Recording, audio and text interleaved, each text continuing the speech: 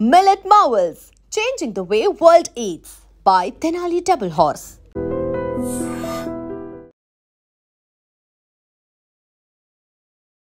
Hi hello నమస్తే welcome back to iDream media. ఈరోజు geopolitical issues ఎన్నో డిస్కస్ చేయడంతో పాటుగా ముఖ్యంగా అమెరికన్ వీసా అప్డేట్ ఏంటి, ఒక ఇండియన్గా యూఎస్లో చదువుకోవాలి, యూఎస్లో జాబ్ చేయాలనే ఒక కళ ప్రతి ఒక్క ఇండియన్కి ఉంటుంది. అయితే ఇది ఇప్పుడున్న సిచ్యువేషన్లో ఎంతవరకు పాసిబుల్, ఇలాంటి ఎన్నో విషయాలు మనతో చర్చించబోతున్నారు వోక్సన్ యూనివర్సిటీ నుంచి ప్రొఫెసర్ రవీందర్ రైనా గారు. అండ్ ఎన్నో కంట్రీస్లో ఎన్నో యూనివర్సిటీస్లో ప్రొఫెసర్గా చేసిన సార్ యొక్క ఎక్స్పర్టీస్ ఈరోజు ఎపిసోడ్లో మనం తీసుకుందాం. నమస్కారం సార్. నమస్తే విరాట్ గారు. మోస్ట్లీ చాలామందికి ఏంటి అంటే మీకు తెలిసిన విషయమే, యూఎస్లో చదువుకోవడం జాబ్ చేయడం అనేది వాళ్ళ క్రైటీరియాలో టాప్లో ఉంటుంది, వెరీ ప్రైమరీ క్రైటీరియా అని చెప్పొచ్చు. ఎందుకంటే అక్కడ డిగ్రీకి ఇచ్చే వాల్యూ అలాంటిది అని చెప్పేసి అందరూ భావిస్తుంటారు. అండ్ మీరు యాజ్ అ ప్రొఫెసర్గా ఆస్ట్రేలియాలో చేశారు, నమీబియాలో చేశారు, డిఫరెంట్ కంట్రీస్లో చేస్తున్నారు. సో రైట్ నో జియో పొలిటికల్గా చూసుకుంటే ఇండియాకి అమెరికాకి మధ్యలో ఒక టారిఫ్ వార్ అనేది నడుస్తూ ఉంది. మన గూడ్స్ అన్నిటి మీద వాళ్ళు 50% టారిఫ్ వేశారు. ఇలాంటి టైంలో ఇండియన్ స్టూడెంట్స్ అక్కడికి వెళ్తే కాస్త ఇబ్బంది పడే ఛాన్సెస్ ఉన్నాయి. అండ్ అక్కడ జాబ్ పరంగా వెళ్ళినా కూడా రూల్స్ అనేవి స్ట్రిక్ట్గా ఉంటాయి. అండ్ మన ఐడెంటిటీ మనం జాగ్రత్తగా చూసుకోవాలి అని చెప్పేసి చాలా జాగ్రత్తలు చెప్తా ఉన్నారు. సో దీని గురించి మీరేమంటారు? అసలు ఇండియాకి అమెరికాకి మధ్యలో వీసా ఇష్యూలు ఏమేమి ఉన్నాయి? విరాట్ గారు, పర్టికులర్గా మనం జనవరి 2025 నుండి చూసుకున్నట్టయితే వీసాలో కానివ్వండి, తర్వాత పొలిటికల్ ఎకనామిక్ ఇష్యూస్లో కానివ్వండి చాలా చేంజెస్ వచ్చాయి. ట్రంప్ గారు రెండోసారి ప్రెసిడెంట్ అమెరికాకి అయిన తర్వాత ఆయన 20th జనవరికి 2025లో ఆయన ప్రమాణ స్వీకారం చేశారు. అప్పటి నుండి చాలా హార్ష్గా, అంటే ఇండియన్స్ అనేది ఒకటే కాకుండా ఒక మాగా అనే ఒక ప్రిన్సిపల్ పెట్టుకున్నాడు. ఆ మాగా అనే ప్రిన్సిపల్ మీదనే ఆయన పవర్లోకి వచ్చాడు. అసలు మేక్ అమెరికా గ్రేట్ అగైన్ అని చెప్పి. So make America great again అనేది ఇప్పుడు చాలామంది ఇమ్మిగ్రెంట్స్ ఉన్నారు. అంటే అది మెక్సికో నుండి వచ్చిన వాళ్ళు కావచ్చు, ఇండియా నుండి వచ్చిన వాళ్ళు కావచ్చు, పాకిస్తాన్ నుండి, బంగ్లాదేశ్, రకరకాల కంట్రీస్, మొత్తం ఆల్ ఓవర్ ద వరల్డ్లో ఉన్నటువంటి ప్రజలందరూ కూడా దాదాపు 200 కంట్రీస్ ఉన్నట్టయితే 200 కంట్రీస్ పీపుల్ అమెరికాలో ఉంటున్నారు. దాన్ని రెయిన్బో నేషన్ అని కూడా అంటారు. ఇప్పుడు ఈ వీసా పరంగా చూసుకున్నట్టయితే ఎక్కువ శాతం జనాలు మన స్టూడెంట్స్ కావచ్చు, ఎంప్లాయీస్ కావచ్చు, మన భారతదేశం నుండి అక్కడ వెళ్ళి పనిచేసే వాళ్ళు ఎక్కువ ఉన్నారు. ఒక సేయింగ్ ఏంటంటే చైనీస్ కూడా వెళ్తున్నారు, మన కౌంటర్ పార్ట్ చైనా వాళ్ళు కూడా వెళ్తున్నారు అమెరికాకు. చైనీస్ వాళ్ళు ఎక్కువ శాతము అక్కడ చదువులు పూర్తి చేసుకొని చైనాకు వచ్చి చైనాని డెవలప్ చేస్తున్నారు. భారతీయుల స్టూడెంట్స్ ఏం చేస్తున్నారంటే అక్కడికి వెళ్తున్నారు, అక్కడే చదువు కంప్లీట్ చేసుకుంటున్నారు, అక్కడే ఉండడానికి ప్రయత్నం చేస్తూ ఉన్నారు. అలా వండుకుంటూ అక్కడే ఉద్యోగాలు చేసుకుంటూ అమెరికాని డెవలప్ చేస్తున్నారు. సో అది డిఫరెంట్ జరుగుతుందన్నమాట. ఇప్పుడు మీరు అడిగిన ప్రశ్నకు విరాట్ గారు, ఈ గత 6 to 7 months నుండి మనకి ఎలాంటి చేంజెస్ వచ్చాయి వీసా పరంగా. కొంతమంది lakhs of students every year మన భారతదేశం నుండి అమెరికాలో చదువుకోవడానికి వెళ్తున్నారు. ఎందుకు వెళ్తున్నారు అనేది ఒక క్వశ్చన్. అమెరికా అనేది ప్రపంచంలో అతిపెద్ద ఆర్థిక వ్యవస్థ. అది దేశం పరంగా చూసినట్టయితే, ఏరియా సైజ్ పరంగా చూసుకున్నట్టయితే అది దాదాపు అరౌండ్ 9.8 million square kilometers ఉంది. దాదాపు 3rd largest కంట్రీ కింద వస్తుంది అది నార్త్ అమెరికా. ఎకానమీ పరంగా చూసుకున్నట్టయితే అది 1st largest economy in the old world, around $30 trillion worth of economy. So కాబట్టి గ్రీనర్ ఫ్రాక్చర్స్ కొరకు మన దగ్గర ఉన్నటువంటి విద్యార్థులందరూ ఐఐటీలు, ఐఐఎంలు చదువుకున్న వాళ్ళు కూడా అక్కడికి వెళ్తున్నారు. ఇప్పుడు సుందర్ పిచాయ్ కానీ, సత్యనారాయణలో కానీ అట్లా తీసుకున్నట్టయితే చాలామంది సీఈఓలు, మల్టీనేషనల్ కంపెనీలో పనిచేసే సీఈఓలు కూడా మన దేశం నుండి వెళ్ళి అక్కడ పనిచేసిన వాళ్ళే, చదువుకోవడానికి వెళ్ళారు, అక్కడే ఉండిపోయారు. సో ఇలా ఉండడం వల్ల అమెరికా యొక్క ఆర్థిక వ్యవస్థ అనేది డెవలప్ కావడానికి భారతదేశం అనేది చాలా వరకు సపోర్ట్ చేస్తుంది. అది చాలామంది ఒప్పుకున్నా కూడా అది కనిపించదు వాళ్ళకు. బట్ రియాలిటీ ఏంటంటే అది జరుగుతూ ఉంది. అమెరికా ఆ రకంగా పెద్ద దేశంగా ఎదుగుతుందనంటే ఇండియన్స్ యొక్క కాంట్రిబ్యూషన్ అనేది చాలా వరకు ఉందండి. అంటే అమెరికన్ ప్రెసిడెంట్ ట్రంప్ కూడా తెలివిగా ఇక్కడ స్కిల్ ఉన్న పర్సన్స్ని అండ్ టాలెంట్ ఉన్న పర్సన్స్ని మార్క్స్ పరంగా కూడా అకాడమికల్గా టాప్లో ఉన్న పర్సన్స్ని నా కంట్రీ ఎప్పుడు వెల్కమ్ చేస్తుందని చాలా తెలివిగా చెప్పాడు. అయితే మన వాళ్ళలో నెంబర్ ఎక్కువ కాబట్టి వెళ్ళే వాళ్ళ సంఖ్య, ఇందులో కాస్త లో పర్ఫామ్ చేసేవాళ్ళు, మీడియంగా పర్ఫామ్ చేసేవాళ్ళు అక్కడ ఏదో రకంగా ఉండడానికి ఇష్టపడుతున్నారు. బట్ వాళ్ళ పరిస్థితి ఏంటి? వాళ్ళు జాగ్రత్త పడాలా? అలాంటి వాళ్ళ మీద ఎలాంటి స్ట్రిక్ట్ రూల్స్ అక్కడ ఉన్నాయి? టాప్ పర్సన్స్కి ఆల్రెడీ అక్కడ కన్ఫర్మేషన్ ఇచ్చాడు కాబట్టి మిగిలిన వాళ్ళ పరిస్థితి ఏంటి? విరాట్ గారు, ఇప్పుడు మీరు ముందు అడిగిన క్వశ్చన్కి సమాధానం ఏంటంటే, ఆ వీసా యొక్క రెస్ట్రిక్షన్స్, ఆ రెస్ట్రిక్షన్స్ అనేది చాలా వరకు రెస్ట్రిక్ట్ చేసుకుంటూ వచ్చారు ఈ మధ్య కాలంలో. దానివల్ల దాదాపు ఒక 17,000 నుండి 20,000 మంది మన భారతీయ విద్యార్థులకు దాని ఎఫెక్ట్ ఇంపాక్ట్ అనేది చాలా సీరియస్గా జరుపుకుంటూ వచ్చింది. అంటే అక్కడ ఉన్న వాళ్ళను చాలామంది ఇల్లీగల్గా వెళ్ళి, లేకపోతే ముందు వీసా ఏదో ఒకటి తీసుకొని, అంటే visiting visa B1 B2 visas అంటారు కదా, విజిటింగ్ వీసాలో వెళ్ళి అక్కడే ఉండిపోయి అక్కడే సెటిల్ అయిపోయి అక్కడే ఏదో ఉద్యోగాలు చేస్తూ ఉండే వాళ్ళు చాలామంది ఉన్నారు. దాదాపు ఇప్పుడు చెప్పినట్టుగా 17,000 to 20,000 మధ్యలో ఆ నంబర్స్ ఉంటే వాళ్ళందరినీ ఐడెంటిఫై చేసి చాలామందిని బయటికి పంపించేశారు. అది జరిగినటువంటి విషయం ఈ మధ్యకాలం. అది కాకుండా ఇప్పుడు కొత్తగా ఒకవేళ వెళ్ళినట్టయితే వాళ్ళ పరిస్థితి కూడా, దాంట్లో ఉన్నటువంటి రెస్ట్రిక్షన్స్, అంటే ఏ రెస్ట్రిక్షన్స్ పెడుతున్నారు ఇప్పుడు వీసాస్ మీద అంటే, ఇప్పుడు మన డ్రాప్ బాక్స్ అనేది ఒకటి ఉంటుండేది, మీకు ఐడియా ఉంటుండొచ్చు. డ్రాప్ బాక్స్ అంటే ఏంటంటే, ఒకవేళ మనము ముందు వీసా అప్లై చేసుకున్నాం అనుకోండి, 3 years వీసా ఇచ్చారు మనకి. ఆ 3 years వీసా అయిపోయిన తర్వాత మళ్ళీ మనం రెండోసారి రెన్యువల్ చేసుకోవాలన్నప్పుడు మీరు మీ పాస్పోర్ట్, మీ డీటెయిల్స్ అన్నింటినీ ఒక బాక్స్లో పెట్టినట్టయితే ఆటోమేటిక్గా మీకు రెన్యువల్ చేసి ఇస్తారు. అది తీసేశారు ఈ మధ్యకాలంలో. అది తీసేయడం వల్ల చాలామంది ఫేస్ టు ఫేస్ ఇంటర్వ్యూకి వెళ్ళడము, ఆ ఇంటర్వ్యూలో మళ్ళీ ఫీజులు కట్టడం, హయ్యెస్ట్ అమౌంట్ ఆఫ్ ఫీజులు కట్టడము, ఇవన్నీ జరుపుకుంటూ వస్తున్నాయి. ఇలా బర్డన్స్ పెట్టినట్టయితే సీరియస్ పీపుల్ మాత్రమే అక్కడికి వెళ్ళడానికి ఆస్కారం ఉంటుంది, నాన్ సీరియస్ పీపుల్ రెస్ట్రిక్ట్ చేసుకోవడానికి ఆస్కారం ఉంటుంది. సో ఆయన ఉద్దేశం ఏంటి, ట్రంప్ గారి యొక్క ఉద్దేశం ఏంటంటే చాలా వరకు నంబర్స్ని తగ్గించడానికి ప్రయత్నం చేస్తున్నారు. అది జరుగుతూ ఉందన్నమాట. అండ్ ఇప్పుడు టారిఫ్ 50% వరకు ఇండియా మీద వేశారు. అంటే ఒక పక్కన నీతో నేను విభేదిస్తున్నాను బిజినెస్కి సంబంధించి, ఎందుకంటే నా డెసిషన్స్ నువ్వు కొన్ని యాక్సెప్ట్ చేయట్లేదు కాబట్టి. వాటిలో ముఖ్యంగా మేము ఇచ్చే ఈ వ్యవసాయ వస్తువులు కొన్ని మీరు దిగుమతి చేసుకోవాల్సి ఉంటుంది అనేది. అసలు ఇండియా అంటేనే అగ్రికల్చర్కి పెట్టింది పేరు. అలాంటి మనం ఏ అవసరంతో అక్కడ ప్రొడక్ట్స్, మనకు అవసరం లేని ప్రొడక్ట్స్ మనం ఎందుకు ఇంపోర్ట్ చేసుకుంటాం? చాలా బేస్లెస్ రీజన్గా కనిపిస్తుంది ఇది. మరి దీనిపై మీరేమంటారు? విరాజ్ గారు, ఇప్పుడు పర్టికులర్గా గత 2 వారాలు 3 వారాల నుండి జరిగే విషయం ఏంటంటే, ఆగస్టు నుండి ఇంతకుముందు మనము రష్యా నుండి ఆయిల్ దాదాపు 40%, మన మొత్తం కన్జంప్షన్లో 40% of the oil we're buying from only 1 country, Russia నుండి. దాదాపు 2 మిలియన్ బ్యారెళ్ళు per day we're buying from Russia. ఎందుకు బై చేస్తున్నాం అక్కడ? ఇంతకుముందు మనం చాలా దేశాల నుండి బై చేసాం. ఈ మధ్య కాలంలో ఒక 3-4 years నుండి మనం రష్యా నుండి ఎక్కువ బై చేస్తున్నాం. ఎందుకు బై చేస్తున్నాం అంటే విరాట్ గారు, అక్కడ మనకు ఇప్పుడు దాదాపు ఇంటర్నేషనల్ మార్కెట్లో ఆయిల్ యొక్క ప్రైస్, క్రూడ్ ఆయిల్, బ్రెంట్, ఈ ప్రైసెస్ తీసుకున్నట్టయితే ఈ మధ్యన ఈ 2 days నుండి కొంచెం తగ్గిపోయింది. అది దాదాపు $70 లోపల ఉంది. $73-75 ఆ రేంజ్లో ఉంటుండేది. $75 ఉన్నటువంటి బ్యారెల్ పర్ ప్రైస్, అంటే బ్యారెల్ అంటే దాదాపు 148 లీటర్ల ఆయిల్ ఉంటుంది ఒక్కొక్క బ్యారెల్కు. అట్లాంటి ఆయిల్ని మనము రష్యా నుండి $55 కంటే తక్కువ ప్రైస్లో మనం కొనుక్కుంటున్నాం. Number 1 reason.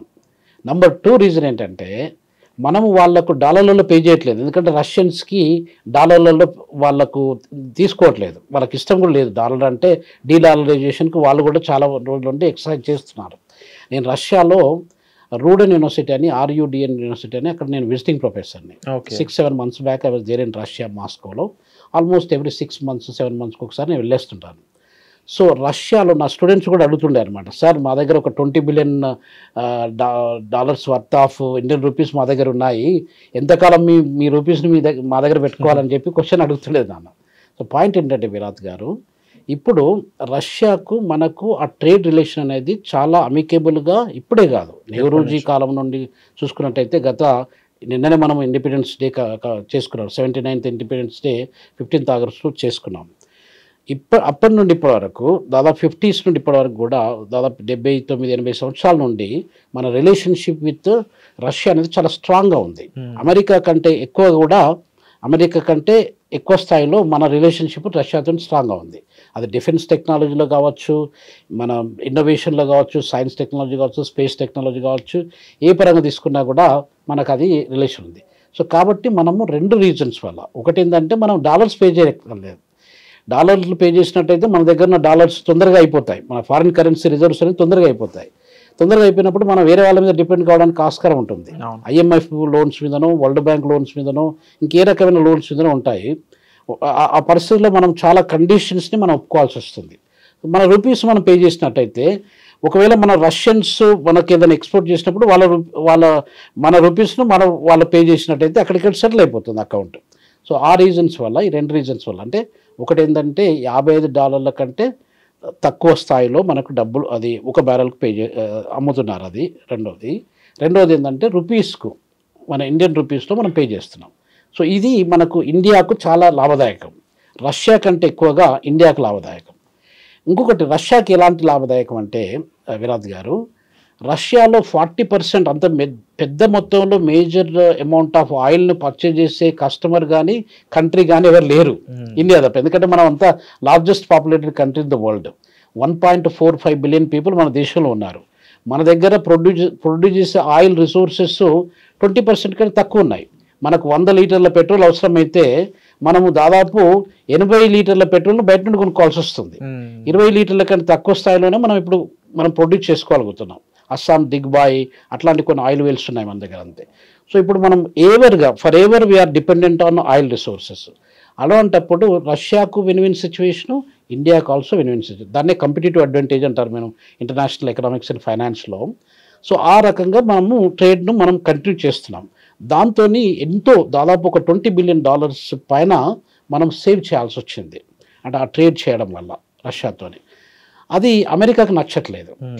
అమెరికాకు నచ్చక మీ అందరం కూడా, అంటే ఇప్పుడు Russia, China, India, south Africa, Brazil, ఈ 5 కంట్రీస్తో పాటు ఇంకొక 5 కంట్రీస్ మొన్న జాయిన్ అయ్యాయి. ఇవన్నీ బ్రిక్స్ కంట్రీస్ అంటారు, Brazil, Russia, India, China, south Africa.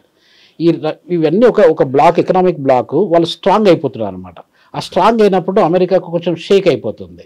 అంటే మేము ప్రపంచంలో అతి ఎక్కువగా ఉన్నటువంటి అతి పెద్ద ఆర్థిక వ్యవస్థ మేము అయినప్పుడు ఈ బ్రిక్స్ ఫార్మేషన్ వచ్చేసి మమ్మల్ని ఎక్కడ తొక్కిపడేస్తుందో, మా యొక్క ఇమేజ్, మా యొక్క డామినెన్స్ ఎక్కడ పడిపోతుందో అన్న భయంతో ట్రంప్ గారు ఇవన్నీ రిస్ట్రిక్షన్స్ పెట్టుకుంటూ వస్తున్నారు. కాకపోతే మన ఇండియాను ఎక్కువ టార్గెట్ చేస్తారు అతను. ఇండియాను 25% టారిఫ్స్ అనేది కూడా చాలా ఎక్కువ టారిఫ్స్. అసలు యాక్చువల్గా 5 to 10 as a professor of economics 5 to 10% tariffs, 15% tariffs అది కామన్గా ఎక్కడైనా ఏ కంట్రీ అయినా ఇంపోజ్ చేస్తుంది. 25% పోయి ఇప్పుడు 50% టారిఫ్ను అంటున్నారు. సో 50% టారిఫ్స్ పెట్టినట్టయితే మన ఆర్థిక వ్యవస్థ మీద కనీసం 2% జీడిపి అనేది దెబ్బపడడానికి ఆస్కారం ఉంటుంది. మనం ఇప్పుడు ఆల్మోస్ట్ ఒక 6.8% జీడిపిలో మన గ్రోత్ రేట్ అలా ఉంది, ఎకనామిక్ గ్రోత్ రేట్. అంటే మనకు 2% ఇండియన్ ఎకనామీ మీద దెబ్బపడ్డట్టయితే చాలా మేజర్ లాస్ అవుతుంది. దాదాపు ఒక 7 lakhs crore rupees we are going to lose with that kind of restrictions. అంటే ఇండియన్ గవర్నమెంట్ దీనికి ఒక నెక్స్ట్ గేమ్ ఆడుతుందని చెప్పేసి కూడా కొంతమంది చెప్తా ఉన్నారు, అంటే సేఫ్గా ఉండడానికి. చైనా అనేది 2nd largest, India is the 4th largest economics పరంగా. రైట్. సో ఇవి 2 కలవడం అనేది చరిత్రలో చాలా కొత్త అధ్యాయం అని చెప్తా ఉన్నారు. అండ్ 5 ఏళ్ల క్రితం ఏదైతే ట్రేడ్స్ అనేవి క్లోజ్ చేస్తారో ప్రాపర్గా తిరిగి ఆ ట్రేడ్స్ అన్ని మళ్ళీ ఓపెన్ చేయడం ఇండియా చైనా మధ్య, ఇది మనకి ఏమైనా బూస్టప్ ఇచ్చే ఛాన్స్ ఉందా ఒకటి? అండ్ మరీ ముఖ్యంగా ఇప్పుడు బ్రిక్స్ కంట్రీస్ ఇలా చేస్తున్న టైంలో ట్రంప్ ఇంకా నెగిటివ్గా చేసే పనులు ఏమేమి ఉంటాయి? విరాజ్ గారు, ఇంకొకటి ఏంటంటే అమెరికా అనేది డెవలప్డ్ కంట్రీగా ఎప్పుడు మారిందంటే 1871 నుండి మారింది. అంటే 1871 నుండి ఇప్పటి వరకు దాదాపు 150-153 సంవత్సరాల పాటు ఒక కంట్రీనే ప్రపంచం మొత్తం మీద ఒక పెద్ద ఆర్థిక వ్యవస్థగా ఉండిపోయింది. ఏంటంటే అమెరికా ఒకటే. దానికంటే ముందు చైనా, ఇండియా 2 దాదాపు 1800 సంవత్సరాల పాటు, మీరు 1st century AD తీసుకొని 18th century మనకు బ్రిటిషర్స్ మన దేశాన్ని ఆక్రమించే కంటే ముందు పెద్ద ఆర్థిక వ్యవస్థ ప్రపంచంలో ఏంటి అంటే ఇండియా. అది చాలామందికి తెలియదు ఈ విషయం. ఇండియా ఇప్పుడు అమెరికా అనేది మొత్తం ప్రపంచ ఆర్థిక వ్యవస్థలో 30% కాంట్రిబ్యూట్ చేస్తే మనం ఒకప్పుడు 40% మనం కాంట్రిబ్యూట్ చేసేవాళ్ళం. 40% నుండి 28%కి వచ్చినాము, 28 నుండి 25%కి వచ్చినాం. అప్పుడు మనం 25% ప్రపంచ ఆర్థిక వ్యవస్థకు మనం కాంట్రిబ్యూట్ చేస్తున్న సమయంలో చైనా 22%, 23% వాళ్ళు కాంట్రిబ్యూట్. అంటే వాళ్ళు they were the 2nd largest, we're the 1st largest యాక్చువల్గా. సో ఆ పొజిషన్స్ మన ఈ చైనాకు ఇండియాకు ముందు నుండి ఉన్నాయి, 1800 సంవత్సరాల పాటు ఉన్నాయి. అప్పుడు మనము 25% కాంట్రిబ్యూట్ చేస్తున్న సమయంలో అమెరికా అనేది 1.8% మాత్రమే కాంట్రిబ్యూట్ చేస్తుంది ప్రపంచ ఆర్థిక వ్యవస్థ మొత్తం మీద. యూకే, మన కలోనియల్ మాస్టర్ యూకే కూడా 1.4-1.5%, అంటే ఇద్దరు కలిపి కూడా దాదాపు 3.5% కూడా 3% కూడా కాంట్రిబ్యూట్ చేసేవాళ్ళు కాదు. సో ఈ పరిస్థితిని మనం అంతా కంప్లీట్గా చేంజ్ చేశారు వాళ్ళు. ఇండస్ట్రియల్ రెవల్యూషన్ జరగడం ఒకటి, కాలనైజేషన్ ప్రాసెస్ మన దగ్గర స్టార్ట్ కావడం ఒకటి, డిఫరెంట్ రీజన్స్ వల్ల మన పరిస్థితి పోయి ఇప్పుడు మనం 4% కాంట్రిబ్యూట్ చేస్తున్నాం. మీరు అన్నట్టుగా మనం 4th largest economy in the world. మొన్ననే అసలు యాక్చువల్గా 5th లార్జెస్ట్ ఉంటుండేది. జపాన్ పొజిషన్ అనేది అది 5th వచ్చింది, మనం 4th వచ్చేసినాము. మనం ఇంకా 3rd రావడం, జర్మనీకి మనకు పెద్దగా తేడా లేదు. జర్మనీ అనేది $4.5 ట్రిలియన్ ఉంటే మనం $4.2 ట్రిలియన్ మనం ఉన్నాం. వాళ్ళకు మనకు ఒక 300 మిలియన్లు అంతే, 300 బిలియన్లు ఆ రేంజ్లోనే ఉన్నాం మనం. సో కాబట్టి we can kick out Germany in the coming near future. మన ఎస్టిమేషన్ ఏంటంటే 2030 లోపల మనం we will become 3rd largest economy అనేది ఒక ఎస్టిమేషన్ అనమాట, ఒక ఆబ్జెక్టివ్ మనకి. సో ఇది జరుపుకుంటూ వస్తుంది. అంటే ఇప్పుడు మీరు అడిగిన ప్రశ్నకు విరాట్ గారు, ప్రపంచంలో ఉన్న ఆర్థిక వ్యవస్థల్లో మనము we are the dominant economy for very long period of time. ఇప్పుడు వచ్చినట్టు చేంజ్ కాదు. ఈ కలోనియల్ వ్యవస్థ రావడం ఒకటి, ఈ దాదాపు మన బ్రిటిష్ వాళ్ళు 250-300 సంవత్సరాల పాటు మనల్ని రూల్ చేయడం ఒకటి, మన దగ్గర ఉన్న రిసోర్సెస్ని కొల్లగొట్టుకొని అది లండన్కి తీసుకెళ్ళి లండను యూకేని డెవలప్ చేయడము, ఇవి జరిగింది. కాబట్టి మన యొక్క ఆర్థిక వ్యవస్థ రికవర్ కావడానికి దాదాపు 79 సంవత్సరాలు పట్టింది. అంతకంటే ముందు మన ఆర్థిక వ్యవస్థ దాదాపు $78 ట్రిలియన్ల వర్త్ ఆఫ్ గూడ్స్, సర్వీసెస్ కానీ, డబ్బులు కానీ, రిసోర్సెస్ కానీ మన దగ్గర నుండి కొల్లగొట్టుకొని బ్రిటిష్ వాళ్ళు వాళ్ళ దేశాన్ని డెవలప్ చేసుకున్నారు. ఇప్పుడు అంటే అప్పుడు వాళ్ళు ఎస్టిమేటెడ్ ఫిగర్స్, ఇప్పుడు దాదాపు 250 సంవత్సరాల నుండి మన దగ్గర నుండి ఎక్స్ప్లాయిట్ చేసిన రిసోర్సెస్ ఉంటాయి కదా, అది గోల్డ్ కావచ్చు, డైమండ్స్ కావచ్చు, మన దగ్గర ఉన్నటువంటి మినరల్స్ కావచ్చు, వీటన్నింటినీ ఎప్పుడైతే అప్పుడు చాలా సంవత్సరాల కింద వాళ్ళు ఎక్స్ప్లాయిట్ చేశారో దాన్ని మనం ఇప్పుడు ఉన్న ప్రైసెస్లో మనం ఎస్టిమేట్ చేసినట్టయితే $78 ట్రిలియన్. $78 ట్రిలియన్ మొత్తం ప్రపంచ ఆర్థిక వ్యవస్థ విలువ ఇప్పుడు $100 ట్రిలియన్ ఉంది. అంత డబ్బులు మన దగ్గర వాళ్ళు తీసుకెళ్లారనమాట. సో ఈ ఎక్స్ప్లాయిటేషన్ వల్ల మనము వెనక్కి వెళ్ళారనమాట. దాదాపు ఒక 70 సంవత్సరాలని వెనక్కి త్రో చేశారు వాళ్ళు మనల్ని. సో దానివల్ల ఇప్పుడు మనం రికవర్ అవ్వకుంటూ వస్తున్నాం. ఆ రికవరీ అనేది అమెరికాకు కానీ, బ్రిటన్కి కానీ, ఫ్రాన్స్కి కానీ, జర్మనీకి కానీ, ఇతరత్ర G7 కంట్రీస్ కానీ నచ్చట్లేదు. అందుగురించి ఈ రిస్ట్రిక్షన్స్, ఈ యొక్క డామినెన్స్ను క్రియేట్ చేసుకుంటూ ఎక్కడ మనం కంట్రోల్ చేయాలి అనే ఉద్దేశంతో వాళ్ళు రిమోట్ కంట్రోల్ని ఒత్తుకుంటూ మనల్ని కంట్రోల్ చేయడానికి ప్రయత్నం చేస్తున్నారు. మనం ఆ కంట్రోల్కి మనం భయపడాల్సిన అవసరం లేదు. మరి ఇప్పుడున్న ఇలాంటి ఒక క్రూషియల్ టైంలో మోడీ గారు ఏం నిర్ణయం తీసుకోవడానికి స్కోప్ ఉందంటారు? మన ఇండియా రివర్స్ స్ట్రాటజీ ఎలా మొదలుపెట్టింది, దాంట్లో ఏదైనా కీలకమైన విషయాలు ఉంటే చెప్తారు? విరాజ్ గారు, ఇప్పుడు ఒకటి జస్ట్ నిన్ననే ఒక మీటింగ్ జరిగింది అలాస్కాలో. ప్రెసిడెంట్ ట్రంప్కు, ప్రెసిడెంట్ పుటిన్కి, రష్యన్ ప్రెసిడెంట్ వ్లాడిమిర్ పుటిన్కు, డొనాల్డ్ ట్రంప్ అమెరికన్ ప్రెసిడెంట్కు ఒక మీటింగ్ జరిగింది జస్ట్ ఫ్యూ అవర్స్ బ్యాక్. ఆ మీటింగ్లో కీలక అంశం ఏంటంటే, ఇప్పుడు ఉక్రెయిన్కును రష్యాకి, ఈ రెండు దేశాలకు యుద్ధం జరుగుకుంటూ వస్తుంది. ఎప్పటి నుండి స్టార్ట్ అయింది? అది దాదాపు ఫిబ్రవరి 2022 నుండి ఇప్పటి వరకు, అంటే 3.5 years అవుతుంది యుద్ధం జరగబట్టి. హోరాహోరీ చాలా నష్టం జరిగింది. రష్యాకి నష్టం జరిగింది, యుక్రెయిన్కు నష్టం జరిగింది. ఇలా జరుగుతున్నప్పుడు ఆ యుద్ధాన్ని ఆపడానికి అమెరికా అనేది పెద్ద దేశం కాబట్టి, ఆర్థిక పరంగా చూసుకున్నట్టయితే లీడర్షిప్ పెద్దన్న పాత్రను పోషిస్తుంది కాబట్టి, అది అక్కడికి ఆపాల్సిన బాధ్యత అమెరికా మీదనే కాదు, ప్రపంచ దేశాల అన్నిటి మీద ఉంటుంది. మన ఇండియా కూడా రోల్ ప్లే చేస్తూ ఉంది, చేసింది కూడా. సో ఆ రోల్లో భాగంగా వాళ్ళు మీటింగ్ పెట్టుకున్నారు నిన్న 15th August 2025లో పెట్టుకున్నారు. కాకపోతే డిస్కషన్స్ పెద్దగా జరగలేదు. మనం ఏమి ఎక్స్పెక్ట్ చేసాం? ఇప్పుడు మనం ఫస్ట్ మీరు అడిగినారు కదా, 50% టారిఫ్స్ ఇండియా మీద ఇంపోజ్ చేయడం అనేది చాలా డేంజరస్ సిచ్యువేషన్. అది చాలా వాళ్ళకు డిస్ట్రక్షన్ జరుగుతుంది, మనకు కూడా, మన ఎకానమీకి కూడా డిస్ట్రక్షన్ జరుగుతుంది. సో అది it's not at all inevitable kind of ఆ టారిఫ్స్ అనేది మంచి గేమ్ కాదు అది. సో ఇప్పుడు దాన్ని అవాయిడ్ చేయడానికి, అంటే ట్రంప్కు పుటిన్కి ఉన్నటువంటి అగ్రిమెంటు అది మన మీద ఎఫెక్ట్ కావడానికి ఆస్కారం ఉంటుంది. ట్రంప్ ఒక మాట ఏం చెప్పారంటే, అంటే ఆయన ముఖ్య ఉద్దేశం ఏంటి, వార్ను ఆపించాలి, ఉక్రెయిన్కు రష్యాకు మధ్యన వారం. అది ఒక్కటి ఆగిపోయినట్టయితే దెన్ వీ అగ్రీ, ఇండియా మీద మేము 50% టారిఫ్స్ పెట్టము, 25% పెడతాము అన్నది, 25% కంటే తగ్గించడానికి కూడా మేము ఆలోచన చేస్తాము అన్న ప్రపోజల్తోని అమెరికా వాళ్ళు ఆ ఆలోచనలో ఉన్నారు. కాకపోతే ఇంకొక ఫైనల్ డెసిషన్ కాలేదు ఇప్పటివరకు. విరాట్ గారు, జెలెన్స్కీ యుక్రెయిన్ ప్రెసిడెంట్ మండే రోజు, వచ్చే ఇప్పుడు 18th ఆగస్టు మండే రోజు అమెరికాకి వెళ్తున్నాడు. అది ట్రంప్తో డిస్కస్ చేస్తున్నాడు. దాని తర్వాత పుటిన్ కూడా ట్రంప్ను మాస్కోకి ఇన్వైట్ చేశాడు యాక్చువల్ నిన్న. సో కాబట్టి ఇవన్నీ కొంచెం ఆన్గోయింగ్ డెవలప్మెంట్స్. ఒకవేళ ఈ పుటిన్కు ట్రంప్కు మధ్యన ఒక మంచి డీలు ఒప్పందం జరిగినట్టయితే అది మనకు పాజిటివ్గా మనకు జరగడానికి ఆస్కారం ఉంటుంది. అది ఒక విషయం అండి.